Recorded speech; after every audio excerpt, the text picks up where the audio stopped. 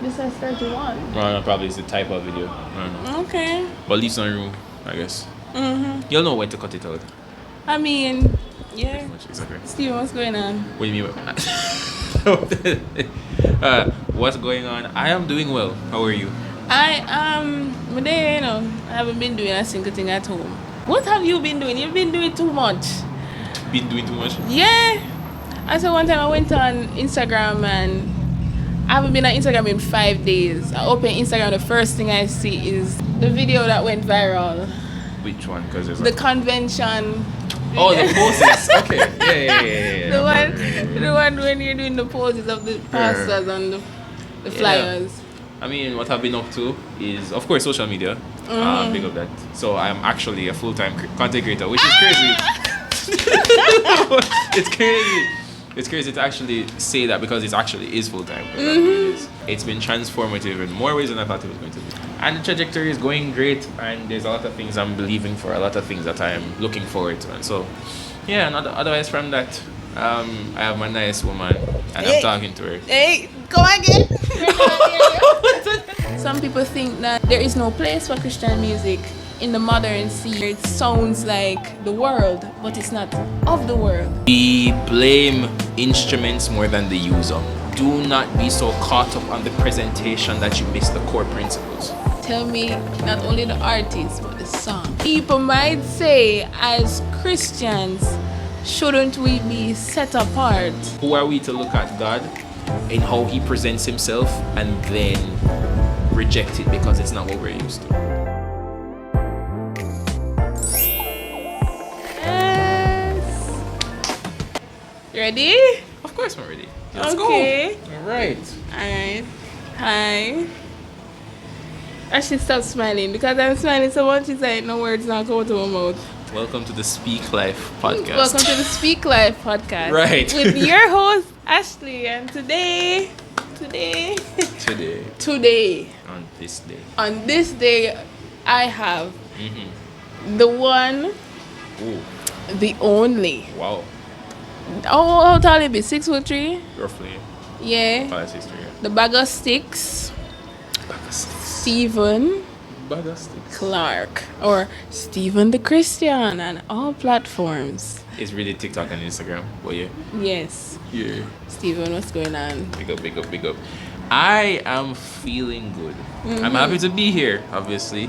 Happy to have you. So yeah, I'm happy. I'm feeling good. Because it's a SpeakLife podcast, our theme is you're only as good as your last statement. So, what are you speaking over yourself this week? For this week, continued trajectory, faithfulness in what it is that I'm doing currently and how that adds up to where it is that I'm going, and also maintaining hope and also focusing on what it is that will ensure that my witness of Christ is pure and my soul is intact, and that the things that I do will not overtake me to the point that my soul becomes unintact, or even worse, my surrender to Christ is out of whack. So that's what it is I'm speaking life about. Okay. All right. And speaking, God has not given me a spirit of fear, but of power, love, and of a sound mind. Guys, I'll be honest with you. I rescheduled on Thursday because I was kind of afraid. I was very much scared. There was some sort of fear that was on me to come here and to actually do this. But I think God gave me the go-ahead to do this. This is a good initiative. Right. It's great. Yes. Young people serving Christ, talking about the goodness of God. And one thing about being a Christian in this day and age, we have the privilege of being in the best time for music. In my opinion. Why is that, Stephen? The best time for music, in my opinion, there's so much diversity. And if we're going to go specific to the Jamaican sphere, there's so much music consistently, and there's so much range available, and there's so many places to enjoy yourself, and at the same time, you're getting something biblically sound pretty much every single time you turn on whatever music app you use. So it's a great space to be in, and it fosters community. Yes, and it does. fosters growth, it fosters relationship, it just fosters all the beautiful things that God has for us in this life as Christians. And it helps us to authentically be who we are as Christian, but also just Caribbean people, Jamaican people. To have our own sound to hang on to and to sing reaches deeper. When someone speaks your language, looks like you, has your experiences, and can sing or utilize artistry in a way to communicate something that helps you navigate what you're going through, or be confident in what you're doing, or represent Christ well, it's something really inexplicable, and it's a privilege that we're in this time. So yeah. Yes, I agree. It hits different when you can actually resonate with the type of music you're hearing, and what you're hearing is biblically sound. Not only that, I think for a lot of Jamaicans, they love to represent Jamaica and all that Jamaica has, and so it may feel so far away, the music that we listen to, it may feel so far away if the artists are abroad. We can't really connect. And to have people like, Johnmark, Prince Aj, Alicia Taylor, PetraKaye, Genesis Praise Squad, like Gilead, Rondell Positive. Can I ask you a question? Like, and there's many more that we did not name. Exactly. Yes. Jermaine Edwards, Prodigal Son, like Audia Spencer-Brown. Yeah, and Minister D. Brown, her husband. D. Brown. Not the husband. He's a peer. Yeah, man, one sings, one DJs. Oh, okay. Yeah, these people, they dress like us, they sound like us. And so it's just so sweet to be able to listen to a reggae song that is not promoting Jah, but it's actually promoting Jehovah. Yes, Hey. yes. Yeah, man. And with that, Stephen, I have a little game for you to play. Work. I know you love music. And before this podcast, I had asked you, what's your favorite artist and stuff. So I named a couple. we're gonna test if you know the lyrics. Okay, all right. The aim of the game is I'm gonna read the lyric, and you're gonna tell me not only the artist but the song. Okay. All right, artist Okay. and the song. All right. This one is from a popular artist in Jamaica. I don't know if you know this song.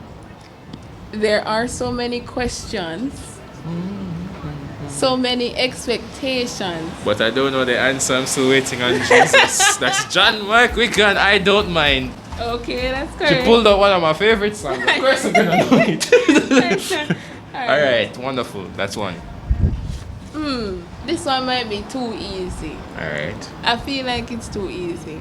But, Mr. Legacy, full of faith, man of God, we no panic.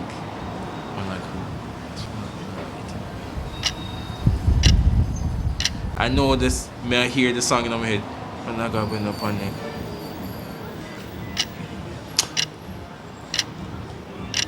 Oh wait, that's Fully Jesus Prince Aj.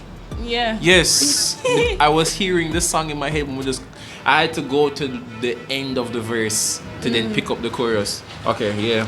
This song is not on the paper. Wow. Okay. But, before I go international, just go another another Jamaican. You see what? Yeah, man, she got a fine one. This song was literally in my head. Please save me from myself. What? No. Save me from myself. Save me from myself. The problem is, I think you're saying it not in the way that it's actually sung. Yeah. This person is singing, by the way. Singing. See, save me. And this is a local artist. It's a local artist, a man. I'm going to kick myself because I know someone knows this. And I'm going to have to, please. in this time that we're living in, This time we're living. I'm going to give up, but I'm going to kick myself. Lord, all your ways are much higher than mine. My heart and my soul, I must get them in line. Help. Please help, save me from myself, Lord. You don't know Rondell Positive? Oh no, I'm not familiar with. I've been needing to listen to the discography. Yeah, that's not Maybe a good that was look. a bit too deep cut. Yeah, that's not a good look at all. Alright, international now. Ooh, no. Yeah. This one is in the Caribbean. Okay. Ooh, nope. If you're going the way I think you're gonna go, I'm not confident. I could keep him to myself and stay quiet. Jaron Nurse. Tell somebody about Jesus. She introduced me to that song actually. Of course. Yeah. Yes. Just want to encourage you to keep Jesus in your diet. Right. This one, I think you're gonna get. I hope so. This is from Lecrae, by the way. Okay. That's okay. This is Lecrae. Alright, let's And pray. it's off one of the album there when him head down. You know which one with name? Okay. That probably went over their heads. Basically what I said. That's Die for the Party. Oh, you get that so quick. Yeah, because I've rinsed that song. Wow. Rinse it. And Hey. it's just a random song we pick, you know. Love that song so much. Well, so it's obvious you know your music. Alright. And you have a thing for rap music. Yeah. Why rap music? Boy, I can't tell you. I really can't tell you, but I think I don't know what got me into it first, because to be honest, the first Christian rap music song that I listened to or artist was Lecrae. And I think over time, how I've seen them artists in the space, Jon Keith, KB, Indie Tribe, Miles Minnick, there's this way that they're able to communicate tough seasons, tough experiences, and that related to me. There's a season of my life where all I could listen to was this song by Lecrae called Deconstruction, where he lists out, details his journey from being in the faith, having pretty much a crisis because of a lot of the racial upheaval in America, and then coming out on the other side, rebuilding his faith. And in a time where I was maybe not asking the same questions about racial upheaval, but more so about me and God, like, does God love me for me? Stuff along those lines, and navigating suicide, navigating confusion about identity and purpose and whatever. And so that song grounded me and reminded me that there was hope for the future, even in a conflicting, difficult time that not a lot of people experience, and at the same time even less people openly talk about the possibility or the reality of such. So you don't think like a Kendrick song could have done that for you? No, because for me, for me it's the heart. And so yes, we can share in humanity, but I think that's just a natural thing about me, is that I can't really receive and land in the difficulty or the pain that you're experiencing, because your hope is different than mine. And where's your hope? My hope is in Jesus. Amen. And so Jesus is going to lead me the way out. I don't know what's going to lead you out. I'm not saying that Jesus can't lead you out, but it's not necessarily that you're going to be speaking from the perspective of, I'm experiencing this and I'm a Christian and I have hope that there's another side to this. Whether that's communicated in one song or across an entire project, I can feel comfortable knowing that this person, after viewing their body of work, they're leaning on and they're communicating hope in Christ as their way out, as their navigator, and sometimes their comfort in difficulty. I like that. It's a good thing we didn't start over. So I think certain things that we go through on the daily, if we don't look at it from the perspective of Christ, we'll see it as a comma, not as a full stop. But when we have Christ, it's a comma. It's a semicolon. Life goes on afterwards. And one of my favorite artists, her name is Cejae. She's R&B. Yes, from it. You know Cejae? Yeah, I love Cejae. There's a song called Promises, and she's like, so sometimes I get so stuck in my head then I forget everything that you said. Because of you, I'm wonderfully and beautifully created. Like the music today, Christian music today, encourages you and puts your reliance and your trust in Jesus. And that's why I wanted to speak about it, because some people think that there is no place for Christian music in the modern scene. There's no place for Christian music in this new fashion where it sounds like the world, but it's not of the world. It's different. I think there are several benefits to that. You have any that you might Man, off think? the top of my head, I was talking to my lady maybe a couple of weeks ago. Leave me alone. I was talking to her about it, and there are certain things that are, even as an artist, how it is that you choose to go about genre wise can help to communicate the message. And I can utilize I don't mind. She just gave I don't mind. I don't mind communicating the contentment in waiting on God's timing in spite of people's expectation of where you should be. Right. And utilizing a very slow reggae feel allows you to sink into the comfort, sink into that introspection. Yeah, I really don't mind waiting because I won't lose waiting on God. Music in the different genres has the ability to help us communicate very complex things in very short amounts of time. Even if it's across an album, like you can communicate so many different thoughts within one umbrella within, like, let's say an hour. And I think that there is a place for it because we're just human beings. And maybe for some they appreciate only one specific set of music. Especially if you're very musically inclined, God knows exactly how to reach you. Right. And so he'll oftentimes go through the avenues that you're most open to. Because obviously, if God wants to talk to you, he wants you to receive the message. And so while there is always an element of faith, there's always an element of where God is going to meet you. Emmanuel, God with us. And so he has consistently gone out of his way to then meet people to reach them with whatever he has to offer them, essentially. And so, as Johnmark said on our podcast, free up the genre them. Let go the genre them, man. Yeah, man. True. I think the genres may have a sense of stigma attached to them. Because even Prince Saj, for example, Fam is a biblical gangster. You know, he has Exactly. he has the Bible in his hand.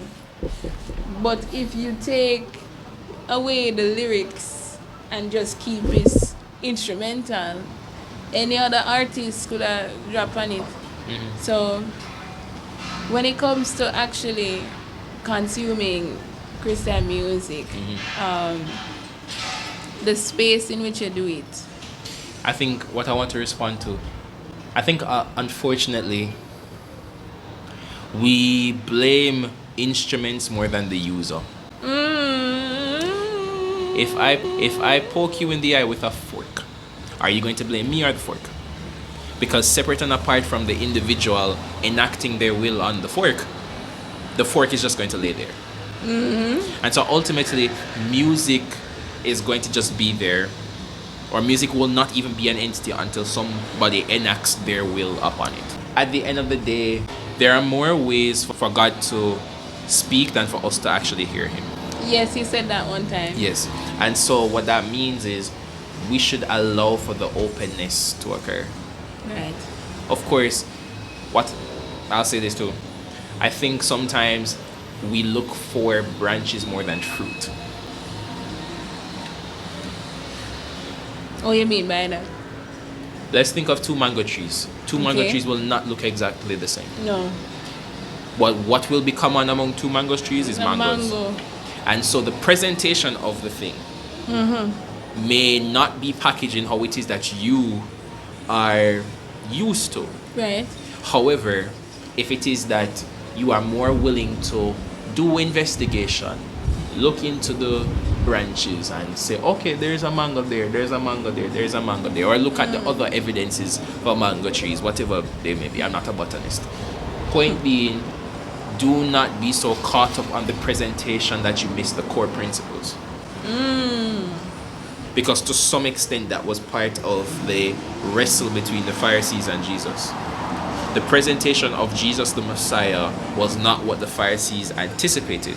Right. And so it created this problem to where now they were not able to fully receive Jesus as who he was supposed to be, came into the earth, not as a king that was going to overthrow Rome, but a king with a heavenly kingdom.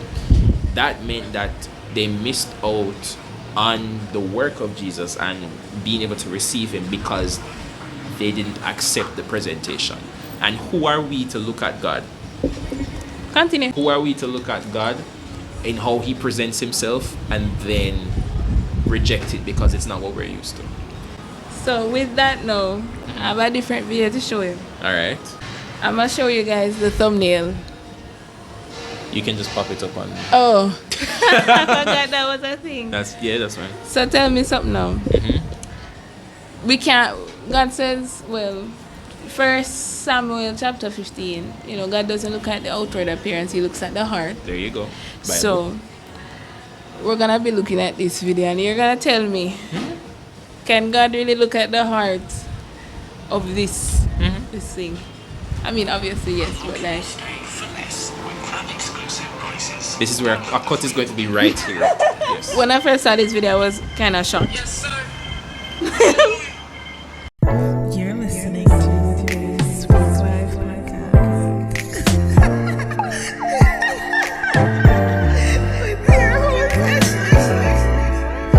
Oh God,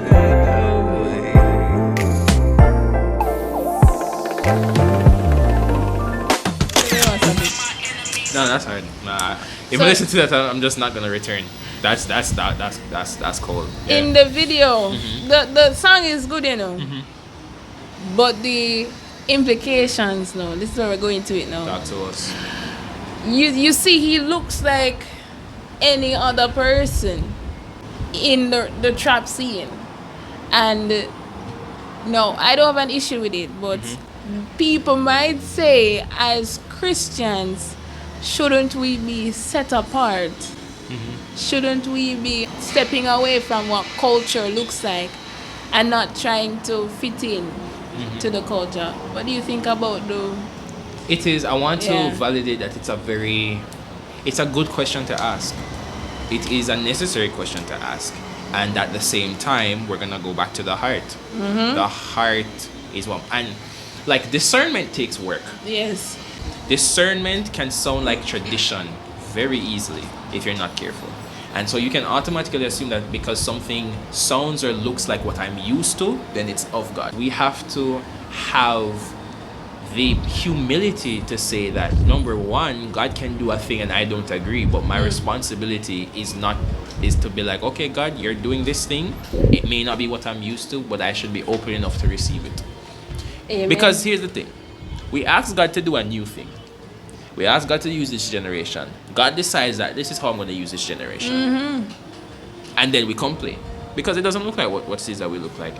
We cannot emphasize a particular look without first leaning towards the heart. Right. And sometimes in these conversations, it sounds like you're more so like we shouldn't look like the world. Yeah, but we shouldn't have the same principles as the world. Because Pastor Mike Todd said this. He said, if God has your heart, he'll have your habits. And if we teach people to give God your heart, and naturally, by surrender, you will come around and the habits will start falling off. So yes, it's going to take eventual work. Or it's going to take intentional work. Most important to God is your surrender to him. That's what I believe. I was reading the Bible when we first came to this place, and I think this is kind of relevant. Talk to us. You can tell me whether or not it is. You pulled out the Bible. Let's go. Okay. So essentially it's Romans 14. And it was talking about how, the convictions of different people. Right? So it talks about how one person finds one day more sacred than another. Another one considers something else to be sacred, but verse 5 says each of them should be fully convinced in their own mind. And mostly it was talking about food and which food is clean or unclean, but I think the the idea, the gist is that we should not be judging anybody Yep. for what they do. Why do you treat them with contempt? Because verse 11 says, as surely as I live, says the Lord, every knee will bow before me and every tongue will acknowledge God. So, no matter how they do it, it is still being done. Now, the purity of whether or not it is pure enough to be considered acceptable sacrifice to God, that is not us. That's not our. That is not our. God is the judge. God our is the place, you know. like when it comes to offering up something, it is relative. The being who has the say of whether it's acceptable or not is the one who's receiving it. And so if this is something that is due, that is supposed to be given to God, God is the one that has the right to accept or reject. Right. And so, and another part of this conversation is that the truth is, it's not even that if more people were to simply say, I just do not like that kind of dressing. Okay. They just be honest. If you about just themselves. don't like it, then, like for example, I wear Crocs a lot of the times. And shorts. All the time. Like I'm a Like- Crocs and shorts guy. How stupid would I sound if someone that wears jeans and shoes all the time and I say that is not of God? Well, I just simply don't like it. That doesn't make it not of God because I don't like it. God's likes and dislikes, for the sake of the conversation, is not determined by you. And yes, we are one with him and we are in communion and fellowship, yet at the same time he maintains his own sets of likes and dislikes, and our responsibility is to daily, momentarily revisit and be like, God, you good with this? Yeah. Cool, it's sure. And we'll work with what God work with. I think, you know, what Romans 12 says, be not conformed to this world. No, that's not the verse I want to say. Present your body as a living sacrifice. And so what does that mean? You're like an altar, and everything that comes through you, you surrender to God. Yep. You know, it's for him to purify you. It's for him to make whatever you are doing gold, for him to accept or to reject. I think we need to actually put that in practice when we're going through our life and when we're actually engaging with this type of music. Ask God, is this something that you're okay with me listening to? Is especially like there are some people, I don't know if you're included in this group, and I'm not saying that this is bad, but for some people they can listen to quote unquote secular music and Christian music. I can't do that. Me personally, because God tell me not to do that. But you know, somebody else can do it. Yeah, so like if you get specific instructions from God to do something, then go ahead and do it. To dress a certain way, go ahead and do it. And modesty and all those things, we won't be getting into that right now. We're not gonna do that. I should pull up Tamar and make him come talk. Mighty, no sir. Yeah man, but like it's an individual relationship. Your grandma conviction is not going to be your own. You have to have your own relationship with God. And not saying that you should, you know, justify what you're doing and do it because me and God good and X, Y, and Z. No. Discernment is a thing, and intimacy with God is essential for you to actually get to hear God's voice. Like Jesus said, my sheep hear my voice and know me and answer to me. And Jeremiah 29 verse 13 says, call it to me and I will answer you. Yeah, that's 12. 12. Oh. But 13 says you will seek me and you will find me when you seek me with all of your heart. Now, when we seek God with all of our heart, that would require us to separate ourselves from the music, I don't know, whatever it is. Quiet your hearts and incline your heart to actually hearing from God. I think it's key for this conversation to recognize that Across, I think it's the book of Leviticus, when God was detailing what type of sacrifice in what particular situation, it's key to recognize that for certain things, you burn up everything. Yeah. Other things, there are certain parts that God takes, there are certain parts that goes to the priest. Okay. There are certain parts that you keep. And so ultimately, it is within God's, when you're saying living sacrifice, you are willing and saying, God, whatever you want to do with this thing. Mm-hmm. So if it is that you want to keep this and allow me to have this, fine. Or not, fine. Mm-hmm. And so it's sometimes it's seasonal, sometimes it's assignment based, and sometimes you just don't like it. And that's fine. Honestly, as you said that now, like, there are certain things, guys, my ears aren't pierced. My ears are not pierced. Neither am I. I'm joking. There was no need to mention that. Me used to wear one bag of false nails. Like, I'm joking. Steven. I apologize. It's fine. But like, for a season, God really had to shed those things from me, because they don't help my walk with Him. They don't help my walk. Certain songs, certain people, when I like something, I would buy like 50 of it. I would spend my time with it, so because God knows my nature, He will separate me and tell me, actually, this isn't a seasonal thing, this is a forever type of thing, So it's essential. Why the loudest car them? The loudest car them just decide, so I'm going to turn on the road there, Yeah, man, right now. I'm going to turn on the road. We left the topic altogether, Yeah. But that's what Convo does, We move. We shift. We move, we shift. Yeah, man. But it's a personal experience. True. But for us now, it's for us as sacrifices. First, let me make this point. Make it. The wages of sin is death, right? And when Jesus died on the cross for our sins and rose again, we as living sacrifices, we're not dead. As living sacrifices, we get the opportunity to keep moving and for God to actually use us. So it's for us now to humble ourselves to the pruning process so that we can actually produce more fruit. And you'll realize that some of the things that you used to like aren't good for you at all. They slow you down, especially like if you're on social media a lot. Like, come off of social media for a month, for a week, for like a year. I did that. Man, change you. We're going back to the topic. Now we have a little game for you. Alright, talk. So I have a quiz book. A Bible quiz book. Alright. You know your Bible? I hope so.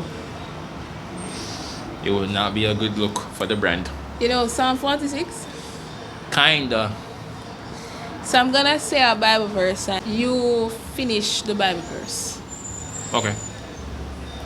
There's a missing word. So fill in the blank. Fill in the blank. There you go. Okay. Be still and know that I am God. I will be blank among the heavens. Oh no, among the heathen. I will be exalted in the earth. Exalted. Okay. Exalted. Yeah. He's exalted. I picked the one that I knew. Psalm 27. Let's hope so. The Lord is my light and my salvation. Whom shall I fear? The Lord is the blank of my life. Of whom shall I be afraid? Strength of my life. Alright. Yeah. Okay, Matthew. Huh? Matthew chapter 5. Alright, talk to me. The Beatitude. Alright. Blessed are the blank, for they shall be called children of God. Actually, wait. Wait. Oh, that's funny. I think it's blessed are the peacemakers. Yes. Next one. Blessed are they which are blank for righteousness' sake. Persecuted. Okay. Oh, Psalms 84. Psalms what? Psalm 84? Okay, continue. All right. Try it to me. Let me see what I go on. Let me see I'll if I guess. can quote. Been through fire. Let's go through the Psalm. Then What else you have after this? This that I I last. think that's the last thing, honestly. Mercy. You go. Better is one day in your courts than a 1,000. blank elsewhere. Yeah. Yeah, you know your Yes, Bible. God. I just heard those verses all over the place. Oh, okay. All right. So let me ask you, which chapter in the Bible Jesus. talks about search me, O God? Psalm 139. Okay.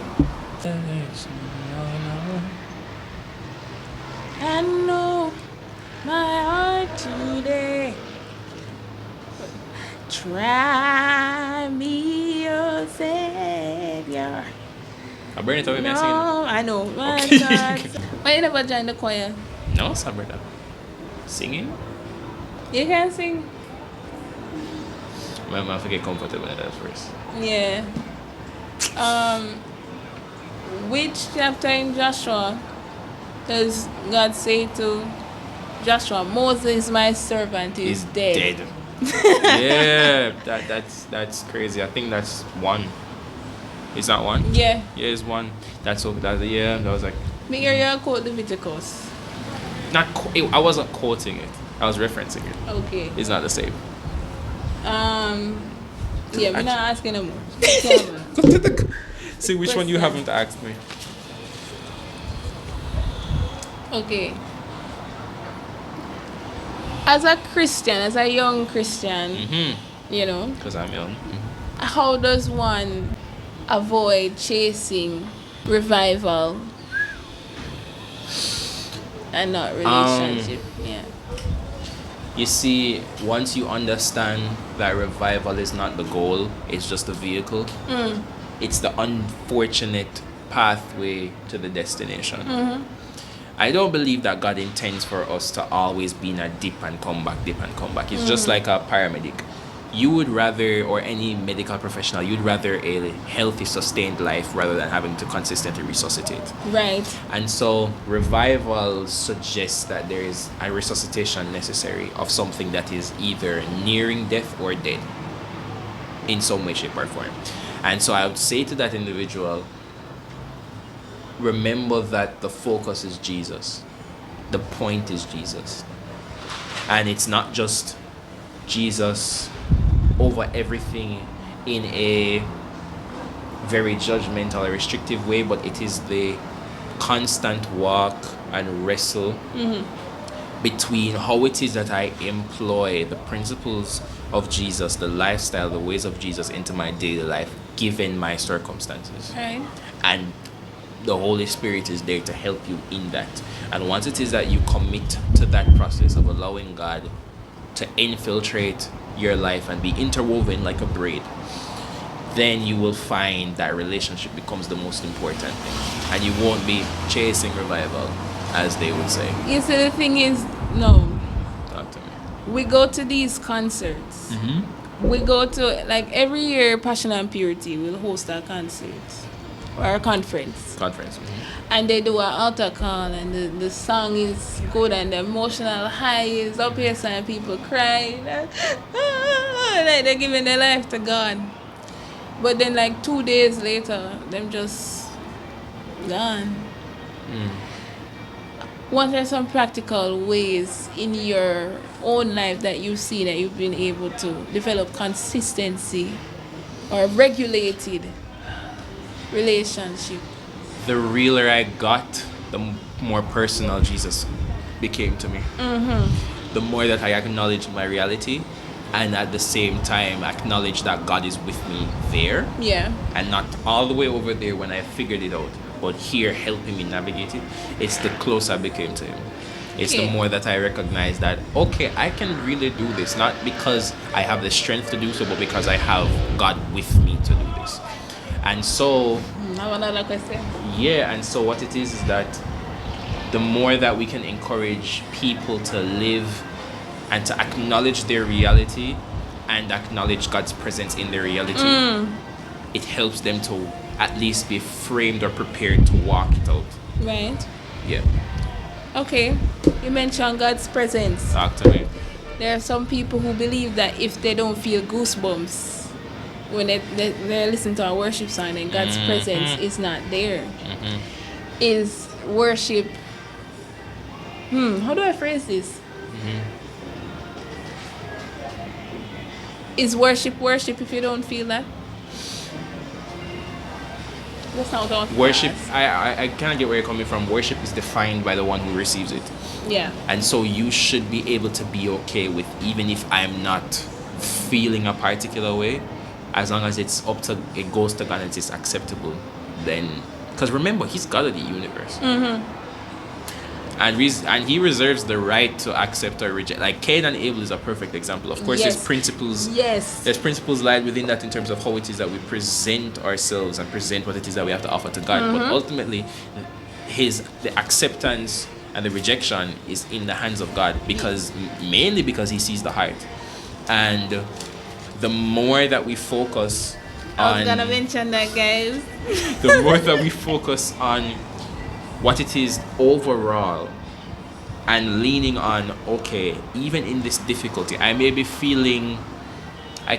Good example, there are times where I feel frustrated, there are times where I feel sad.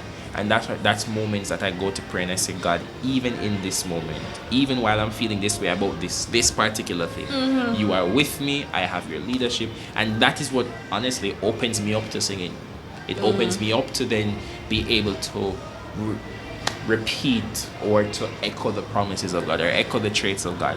Because God was able to reach me where I was. Yeah. And that's part of what God normally does. He's always going out of his way for his people. Psalms 139 says we can never escape from God's spirit. We can never get away from his presence. If we go up to heaven, he is there. If we make our bed in hell, he is there. You know, we're not making our bed in hell and then think that. But, you know, God's presence does not leave us. Same thing in Joshua. No? Joshua? God will be with us wherever we go. And his presence doesn't leave us if we don't feel goosebumps. His presence is with us like every single day. And he told you that he will never leave you nor forsake you. Exactly. And God is not a man that he should lie, or he's not not a a man man that he should change his mind. Like, that too. Yeah. So, what did I want to say? You're going to talk about Cain and Abel. Yeah, I want to talk about Cain and Abel, but then there's another point. So with Cain and Abel, guys, what Stephen was saying is the acceptance of sacrifice. God is God and he has a specific way of how he wants to be worshipped, right? And so Cain and Abel both in their hearts gave a sacrifice. It wasn't the quality of the sacrifice. It just wasn't what Cain offered, just wasn't what God wanted. And so remember now, these are the first people on the earth. And so God is showing how you want to be worshipped through their interaction with them. So the only way we can learn about God is to interact with him. So when Cain offered his sacrifice of fruits and Abel offered his sacrifice of first the lamb. I think so. Yeah. Let's assume that. Something like that. God said no. And then he said to Cain, why are you angry? If you do what is right, I will accept. If you do what is wrong, and you get upset about me not accepting you, sin is at your door. Now, going back to Abel. Abel's sacrifice resembles Jesus. Think about that. Because he offered a lamb. And from the beginning of time, God was literally saying that the only sacrifice that I would accept is a lamb. And if you go down into Exodus, Leviticus, Numbers, Deuteronomy, God is showing us how to actually like put the offerings up, and every offering leads back to Jesus. Everything leads back to Jesus. So if you're listening to music and it's Christian, it should lead back to Jesus. Yep. It's not about you, it's about Jesus. Guys. People. The phone turned black now. Our phone's at 5%. Yes. But God. this was a good little convo, no? Yeah, man, it did Yeah. go on with itself, man. Yeah, guys. Mhm. Ain't God good? Very good. Yeah, we weren't friends that one. That's a long story. We weren't friends at one point. But I've actually had this idea since 2025. In terms of this conversation? Yes, January 2025. But it's been a year and a half later. From January 2025? Yes, but we weren't friends. And that's the thing. You had it at that point when we weren't Yes, friends. I mentioned it to you one time and you're like, I know. no, I'm not doing anything for you. I, And I was like, okay. I didn't say it like that. I didn't say it like that. You said it like that. No, I did not. I No, said you no, said it like I'm that. not interested. Really? That's how, like, the way you just did it, that's Correct. how you said it. Oh, It's okay, Stephen. Rightfully so. We were never ready to have that conversation again. And I think it's ready. It's better now that we're having it now because we're older. more importantly, we've grown. We've grown. And we've had necessary conversations to be Yeah. at this space. Yeah, Okay, guys. we can sit down and laugh. Yeah. Maturity. Maturity. Maturity. All right, guys. This was the Speak Life podcast with Stephen the Christian. That's really your name? Yeah, on my socials. That's Okay. just my tag. That's my tag. That's my your username. tag? All right. Any last words, Stephen? The gospel industry is booming in wonderful ways, and I hope that more people get involved, be it on the artistry side, production side, management side, and of course on the spiritual side, and that we can continue to have a thriving industry that produces great quality music, yet very spiritually sound and impacting people. And final word is, find me on your nearest podcast. I'll be around. Yeah. Bye, guys.